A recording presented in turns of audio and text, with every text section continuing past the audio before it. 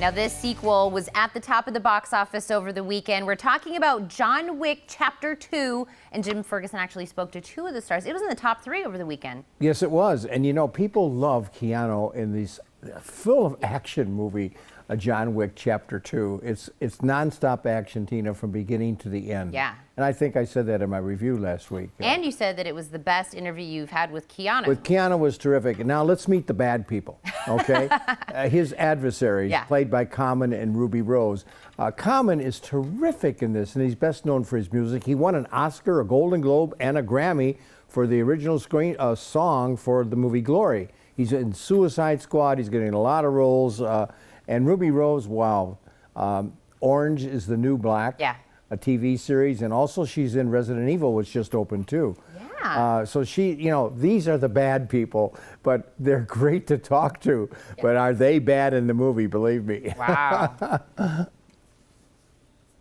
Let's begin with you, Common. Does your character, Cassian, right? Yes. Have a history with John Wick? Yeah, you know, because we all come from the assassin world, and as Chad, our director, and Keanu, as we discussed some of our history, we understood that, like, my character Cassian and John Wick have a respect for each other and have worked together.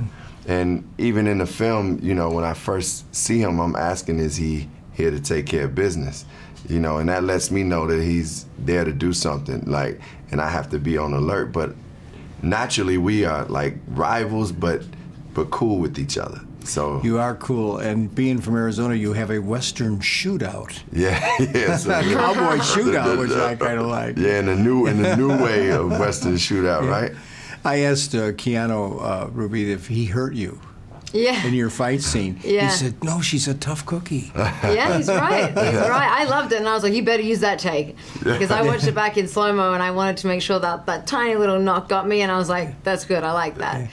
He didn't have, it was funny, though, because I wanted to make sure I didn't, you know, get a... You didn't get hurt, well, I knew I didn't get hurt, but I didn't want to get like a bump on my face. Right. And so I got the ice pack just for precaution. And then as soon as he'd walk back in the room, I'd be like, it's just on my wrist, just my wrist from blocking, you know, and then he'd turn it back around, and I'm like, straight back to the face, and because he's such a gentle, sensitive soul that I didn't want him to think he'd accidentally hurt me. And being so musical, this guy, they're choreographed, and they're almost musical, some of these fight scenes. Oh, yeah. They're like dances, It's a beautiful dance in a way, like, because you definitely, it is choreographed, and then at the same token, you have to be present in the dance, because our director will definitely change it up on you a little bit, and it's like, and it is about, like, though we are fighting each other and we're trying to one-up each other, still within the dance of it, you want to support each other. Support each other. Yeah, so it's cool. Ruby, did you take any sign language